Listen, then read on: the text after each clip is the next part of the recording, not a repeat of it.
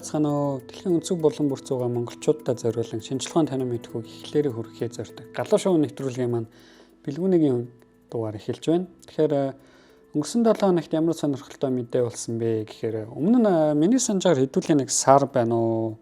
45 хоногийн өмнө ч юм уу. Микробүний гэдэг туршилтын тухай ярьж байсан шүү дээ. Sterile neutrino буюу зөвхөн гравитацийн харилцан үйлчлэлд ордог нейтрино байж магадгүй гэсэн одоо ийм туршилтын үр дүнгуудыг өмнө нь мини бүүний болон LSND гэдэг туршилтууд ажигласан байсан гэдэг. За эдгээр туршилтууд нь болохоор магадгүй ертөнцид 4 дахь төрлийн нейтрино байдаг юм байна. Тэрийг sterile нейтрино гэж нэрлэе. Энэ нейтрино бол бусад нейтриноос ялгаатай нь гравитацийн харилцан үйлчлэлд ордог. Зөвхөн гравитацийн харилцан үйлчлэлд ордог ийм нейтрино байж магадгүй гэдэг таамаглыг дэвшүүлээд за тэрийг хэмжиж авсан байж магадгүй гэдэг туршилтын датаг хүртэл хэмжигдсэн байсан гэсэн. За гэтэл саяны хэдэн сарын хугацаанд микробүнийн шинэ анализууд буюу туршилтын анализууд яасан бэ гэх нэг детектор дээр хоёр өөр төрлийн нейтриногийн урсгалыг оруулж ирээд нэг гэсэндээ нэг юм цөмийн өөр одоо Америкт байдаг нэг цөмийн Америкийн нэг сургуулийн доор байдаг цөмийн реактороос нөгөөх нь өөр нэг сургуулийн доор байдаг цөмийн реактороос ирсэн хоёр өөр төрлийн нейтриногийн урсгалыг нэг детектороор оруулчихж байгаа. Нэг гэсэндээ нэг бүртгэдэг багажаар оруулчихж байна гэсэн үг шүү дээ. Тэгэхээр нэг юм багажаар оруулаад за энэ багажаар орсон чинь нөгөө нэг LSND болон мини бүнэн дээр гарсан туршилтыг дахин давтах нь уу гэж шалгаж байгаа байхгүй. Шинжилгээ ухаанд бол аливаа нээлт өөр газар дахин давтагдах боломжтой байх хэрэгтэй гэдэг. Энэ чинь нэгсэндээ гэдэг нэг юм хин нэгэн хүний зохиосон дүрэн бол биш. Энэ чинь юу гэхээр тодорхой юм багхгүй. Аливаа шинжилгээ ухааны нээлтүүдийг одоо энд Монголд нэг нөхөр хийлээ тэрийг Америкт гэсэн нэг нөхөр хийх боломжтой байх хэрэгтэй. Яагаад гэхээр байгалийн хууль өөрөө ертөнцийн даяар нэгэн ижил байх хэрэгтэй. Ийм ижил байсны ачаар бид нэр Джеймс Веб ч юм уу, Хаббл ч юм уу, эсвэл ЦЕРН LHC ч юм уу тэг ертөнцийн авраг томоос асар жижигхэн хэмжээсийг судлах боломжтой болж байгаа. Хэрвээ өөр байсан бол магадгүй Андромеда галактик дээр нэг өөр физикийн хууль явагдаж байдаг.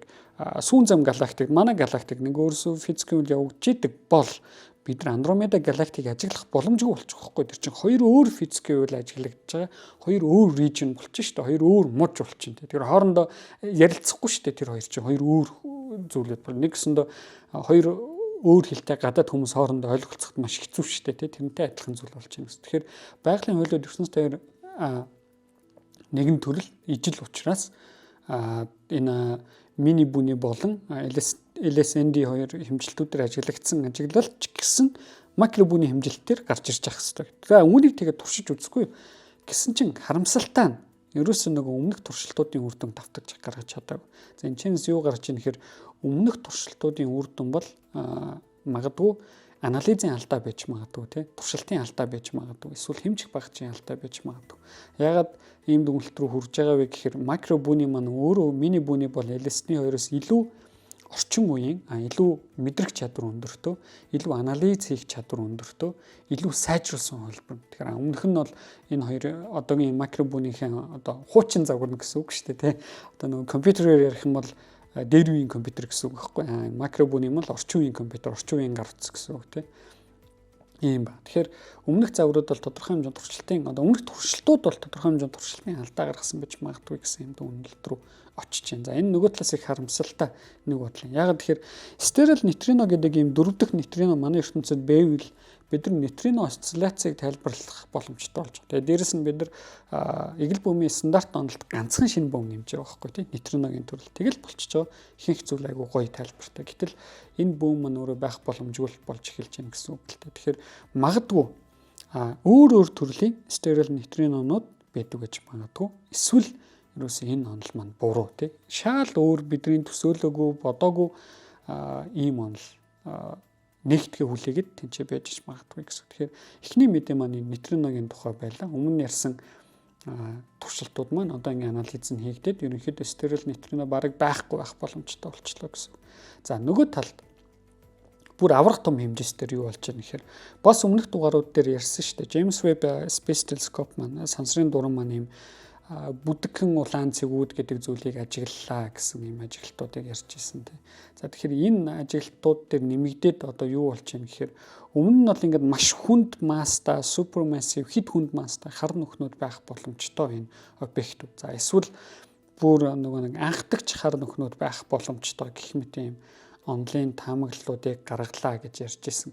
За харин саяны энэ шинэ анализаар одоо өмнө хийгдсэн хэмжилтүүдээр нэмээд шинэ хэмжилтүүд хийгдээд энэ анализаар яаж юм вэ гэхээр за ерөөсөө энэ бүдгхэн улаан цэг гэдэг энэ цэгүүд маань маш одоо залуухан хэд хүнд мастай хар нүх байж гин. За тэрийг тойроод ийм ёнчлогдсон газ тийшээ ингээд унжиж магадгүй гэсэн ийм дүр зургийг гаргасан байна. За ингэвэл юу болох вэ гэхээр өмнө нөгөө нэг ийм хүнд масста буюу тодорхой тэдэн тэрбум, тэдэн тэрлион нарны масста гэж таамаглаж исэн энэ массын утга маань өөрчлөгдөх боломжтой болж байгаа. Яагаад? Яагаад гэхээр одоо манантай газар явж үтсэн хүмүүс маань айгуу сайн мэднэ. Эсвэл бид нэг кинон дээрс ч гэсэн хардаг. Би ингээд нэг манангийн цаана дотор нэг наан цаана хоёр хүн байж байгаа. Энэргүү гэрэл тусах юм бол нөгөө гэрэл маань ийм том болж харагддаг тийм үү. Ягаад гэвэл чинь ман дотор явахдаа маш их сарнил болж байгаа шүү дээ. Тухайн тусгаж байгаа гэрэл маань тэгээ ийм том болоод харагдчихдаг. Үүнтэй адил нөгөө хар нүх рүү унж байгаа материал маань маш өндөр хурдтай эргэлдээд хоорондоо үргэлцээд өөрөөсөө гэрэл цацруулт. Гэтэл тэрийг тойроод ёнчлогдсон газ бий болчихж байгаа. Ёнчлогдсон тэр газ гэдэг нь ерөөсөө шууд юу шиг багхгүй. Тэр манан шиг гэсэн үг тэр манан шиг гэсэн. Тэгэхээр нөгөө гэрэл чинь тэр ёнчлогдсон газ дундуур нэвтрээд ёнжуулаад явахдаа нэг ийм жижигхэн хэмжээтэй байсан бол холоос харахад ийм том болоод харагдах юм шүү дээ. Тэгэхээр нөгөө хар нүх нь төвдөн байгаа хар нүх маань тэрийг тойроод эргэж байгаа материалаас цацарсан гэрэл маань өөрөө илүү том хэмжээтэй болж харагдана гэсэн. Холоос харж байгаа бид нар шүү. Тэгэхээр илүү том хэмжээтэй болж харагдана гэдэг чинь илүү хүнд болж харагдана гэсэн үг байхгүй. Тэгэхээр ийм байж магадгүй гэдэг ийм шин одоо таамаглал гарсан. Хэрвээ ийм бол энэ үнэн бол энэ ёнчлогдсон газ үнэхээр ингэж байгаад ийм процесс болж байгаа нь үнэн бол ерөөсөө энэ тэр хар нүхнүүд маань 15-аас 17 зэрэгтэл нарны мастай. Нэгс 15-аас 17 гэдэг чинь юу юм бэ? 100 мянгаас 10 сая мастай нарны мастал ийм хар нүхнүүд байх боломжтой. Тэгээ маш хурдтай одоо ингээд өөр орчмынхан материалыг өөрлөгөө ингээд идэж байгаа ийм масууд, ийм хар нүхнүүд байх нэ гэж таамаглаж болж байгаа. За нөгөө талаас энэ маань өөрөө их сонирхолтой бас асуултыг хэвэрлүүлтэй. Нөгөө нэг анх туршилтын хэмжилт маань хийгдсэн байгаа шүү дээ. Яг юу вэ гэдэг. Юу вэ гэхээр энэ хар нүхчин өөрөө хаанаас яаж үүссэн юм бэ нөхөр минь те. Наад хар нүхчин анханаас яг яаж үүссэн бэ гэдэг энэ асуултыг бол хэвэрлүүлтэй байгаа байхгүй. Дээрэс нь энэ хэд хүнд мастай хар нүхнүүд яаж ийм хурдан хэд хүнд мастай болж байгаа вэ гэдэг нь өөрөө их сонирхолтой асуулт хэвэрэл байгаад байгаа л да. Бид нар одоохондоо энэ бүрэн тайлбарыг мэдэхгүй байгаа. Янз янзын онолууд байгаа. Тэр онолуудын яг аль нь үнэн бэ гэдгийг бид нар одоохондоо мэдэхгүй байна. За энэ хэмжилт өөрөө бас юунаас гарч ирсэн бэ гэхээр Джеймс Вебер Cirrus Galaxy гэдэг 1.3 сая гэрлийн жилийн зайд байгаа галактикийн төвд байгаа хар нүхийн хэмжилт зургийг одоо зурагч биш л дээ яг зүгээр хар нүхнээс цацарж байгаа рентген цацрагын хэмжилтийг хийсэн байна л да. Гэтэл энэ чэнэс юу гарч ирсэн гэхээр нөгөө хар нүхий чинь тойроод маш их хэмжээний бас газ байж байгаа байхгүй. Тэгээд төв хэсэгт нь мэдээж хар нүх рүүгээ маш их материал унж байгаа. Гэтэ тэрийг тойроод юм маш их газ байж байгаа. Тэр нь торус хэлбэртэй. Торус гэдэг бол одоо нөгөө донут шүү дээ, цагирган бов. Цагирган бовныхаа яг төв хэсэгт нь хар нүх нь байж гин. Тойроод тэнцээ ингээд цагирган бов нь өөрөө газ хэлбэртэй. За тэр төвийнх нь бүр төвд нь хар нүх нь байгаа. Тойроод accretion disk буюу хөлдрөлийн диск дээр маш их материал унж ийн гэсэн. Гэтэл нөгөө нэг тэнцэнээс унж байгаа материал маань цагирган бовны тойрцсон тэр хэсгээр нэвтлээд гарахтаа түрүүний одоо нэг ихэнд ярьдаг шиг манан дундуур гэрэл гарч байгаа юм шиг. Тэгээ нөгөө гэрэл нь ингээд сарних нь биш. Тэгээ илүү том хэмжээтэй ажиглагдж байна гэдэг ийм хэмжилтийг хийсэн. Энэ хэмжилт маань өөрөө ямар боломжийг олгож байгаа вэ гэхээр тухайн хар нүх рүү хэдий хэр хэмжээний материал нь унж ийн. Яг тэр хар нүх рүү хэр хэмжээний материал унаад байна. Мөн ингээ accretion disk-ээр эргэлдээд зарим материал суугаад гараад ирдэг. Тэнцэнэс хэдий хэр хэмжээ нь гараад ирж байгаа гэдгийг хэмжих боломжийг олгож авах маш сонирхолтой юм гоё хэмжилтийг хийсэн. Тэгэхээр үүний ачаар бид нар хар нүхний шин чанаруудыг илүү нарийн судлах боломжтой болж байна тийм. Хэр хийгээд чинь хэр ихийг буцаагаад гаргаж ийн гэдэг мэдэх боломжтой болчлоо гэсэн. Ийм сонирхолтой хэмжилтийг хийсэн байна. Энэ нь өөрөө түрүүний бүдэг улаан цан хэрцгийн хэмжилтийг хийх боломжийг олгожээ. За төгсгөлийн мэдээ. Төгсгөлийн мэдээ бол надад бүр айгүй одоо сонирхолтой. Тэр нь юу гэхээр Beetlejuice гэдэг одыг бол манай сонсогч нар ихэнх нь мэдж байгаа баг. За хэрвээ мэдгүй сонсогч нар байх юм бол од мөндрийн одон орон нэвтрүүлгийн хит шинэ одны тесрэлт одод яаж үүсдэг вэ? Келонова тесрэлт гэх мэт за марлын од манцар гэх мэт энэ дугааруудыг үзэх юм бол Beetlejuice-ийн тухай хит дурддагдсан байгаа. За ялангуяа бүр хит шинэ одны тесрэлт гэдэг дугаар дээр энэ Beetlejuice гэдэг од бол өөрөө удахгүй супернова тесрэлтээ хийх гэдэг. Супернова гэдэг бол хит шинэ одны тесрэлт хийх гээд хүлээгдэж байгаа юм одоо. Гэтэ хизээ тесрэх нь бид нар мэдэхгүй. Энэ бол ерөөсөө ингээд физикийн хуулиараа мэдэхэд маш хэцүү боломжгүй шахам зүйл байж идэг. Дээрэс нь үчи тесэрсэн ч гэж болно. Яг тэгэхээр эн чинь 600 хэдэн гэрлийн жилийн зайд байгаа нөхөр шүү дээ. Тесэрсэн ч гэж болно. Тэрний гэрэл одоохондоо бид нар дээр мэдээлэл арай ирээгүй ч гэж болно. Эсвэл ирээдүйд тесэрч магадгүй. Гэтэ энэ од хэд шинэ одны тесрэлт хийх юм бол манай сарнаас ч тод харагдана. Тэгээд бүр өдөр харагдана гэж байна. Өдөр хүртэл ингээд өдрийн од харагдана. Ийм хурц тесрэлт болно. За ингээд ийм одыг одоо судлаач нар маш их ингээд судлаад байж идэг. За гэтэл сүүлийн 5 жил юу болсон гэхээр яг 5-аас олон жил хийдэд 10 жил ч юм уу ажиглагдсан л да энэ ажил. Тэр нь юу гэхээр ингээд манай нөгөө Beetlejuice чинь гэрэлтээр байж байгаа шүү. Маш хурцаар гэрэлтэж байгаа. Ясар том од. Тэгээ өөрийнх нь нөгөө нэг агаар мантал нь айгүй том. Нэгсэндээ бас дахиад өөрийг нь ториод маш их юм газ хий ингээд тэр орчимд нь бэж идэг гэсэн үг байхгүй. Гэтэл нөгөө од чинь ингээд заримдаа хурц гэрэлтжсэн огцон бүдгэрчдэг. Огцон гэрэлт нь ингээд бүдгэрэл эхэлдэг. Бүдгэрэл эхлэнгүүт нь хідүүлээ гордон заяа. Амар гордол уу юм чи удахгүй. Супернова тесрэлт боллоо гэлтэй. Амар гордол эхэлдэг. Нэг хэдхэн сарын дараагаас буцаал тодруулах эхэлдэг. Буцаал ингээл тодруулах эхэлдэг. Тэгж байгаа л нэг хэдэн жил явчихсан буцаал бүдгэрэл эхэлдэг. Ийм сонин процессыг ажиглагдадсан. За энэ нь өөрөө нэг юм зүү тогтол нь сайн ингээд ойлгогдож өгөхгүй. Яг ингээд ямар зүү тогтлын улмаас мань нөхөр манд тодроод бүдгрээд байна гэдгийг бид нар ойлгож өгөхгүй байсан л та. За гэтэл харин сүүлийн судалгаар яаж байгаа гэхээр манай энэ Beetlejuice гэдэг од чинь өөрөө Shivarcha гэдэг тийм Shivarcha ч байж магадгүй зөв дуудлага нь Shivarcha гэдэг юм юутан байна. Companion одтой юм байна. Нэгсэндээ өөрийг нь тойроод эргэж идэг өөр нэг од тэнцээ байж идэг юм байна гэдгийг олж нэгэд. За яаж яг гэхдээ энэ одыг бид нар харж чадаагүй. Яг тэр Beetlejuice чинь амар тод од байгаа байхгүй. Хажууд нь гэрэлтэж байгаа өөр нэг одыг ерөөсөө харах боломжгүй тэнцээ. Маш хэцүү. Яг ирээдүйд харж магадгүй л дээ яаж хийж байгаа ямар нэг арга ашиглаад. Тэгэхээр ийм од өөрийг ингээд тойроод эргэлдэж идэг юм байна гэдгийг олж нээсэн. За ингэж эргэлдэхдээ яадаг вэ гэхээр нөгөө Beetlejuice чинь ингээд нэг юм од. Тэгээ ингээд тойроод маш их ингээд мананцар тий газ ингээд явж байгаа. Тэр газын дундуур өөр нэг од ингээд Beetlejuice-ийг ингээд тойроод ирэх юм шүү дээ.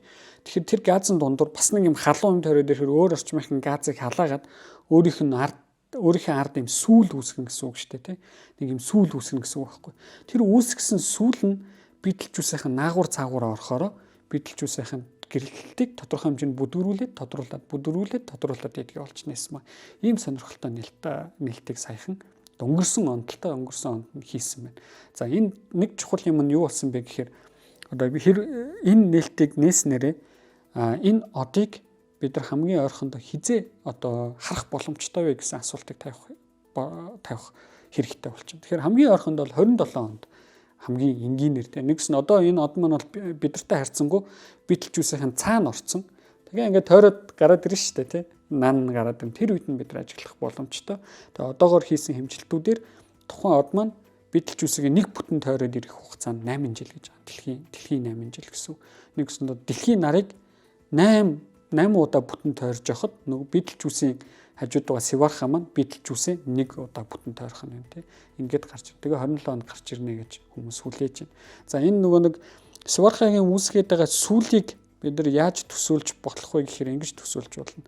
Одоо нөгөө юм гол дээр моторт заваар явхаар ард нь нэг юм юу үсдэг штэ. Хөөсрүүл юм цагаан зураас нь зам үлддэг тийм. Яг тийм зам үлдэж байна гэсэн үг. Нөгөө Shivarcha маань Beetlejuice-ийг тойроод ирэх гэж. Тэгээ ингээд тэнцээ нөгөө нэг газууд нэг юм сонин яг нэг юм одоо сүүл үсгээ нэг нөхрийг ингээд дагцсан юм шиг юм үсэх юм шүү дээ.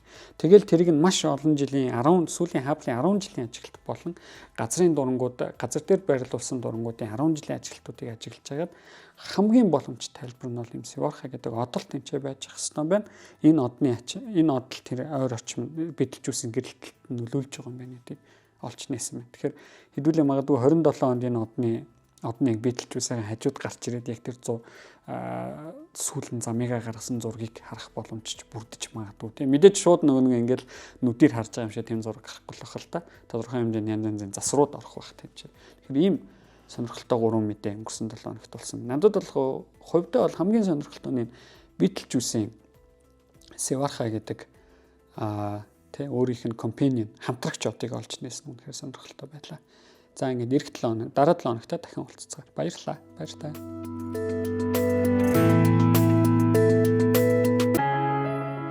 Нэвтрүүлгийг хүлээн авсан Нарны аймгийн монголчуудтай баярлалаа. Од мөндөр сувг нь энэ мэдчлэн таны мэдхүйн мянган нэвтрүүлгийг 2026 оны 7 сарын 1 хүртэл та бүхэндээ хүргэх юм. Их хэлээрээ шинжлэх ухаан танин мэдхүйг түгээхийн үлсэд нэгтгэх хүсвэл та бидэнд хандив өгөх боломжтой. Жилдээ ганцхан удаа 100,000 төгрөгөөр биднийг дэмжснээр шинжлэх ухаан танин мэдхүйг түгээх энэ үйл хэрэг амжилттай үргэлжлэх юм. Од мөндөр нэр дээрх Худалдаа хөгжлийн банкны дансгаа 4191 Тэг 4518. Та 100,000 төгрөгөөр шилжүүлэхдээ гүйлгээний утга дээр нь өөрийн нэр болон утасны дугаараа заавал бичээрэй. 100,000 төгрөг хандалснаар Од мөндөр сувгийн алтан гишүүн болох юм а. Шинжлэх ухаан танин мэдхгүй Монголд ялах болтугай.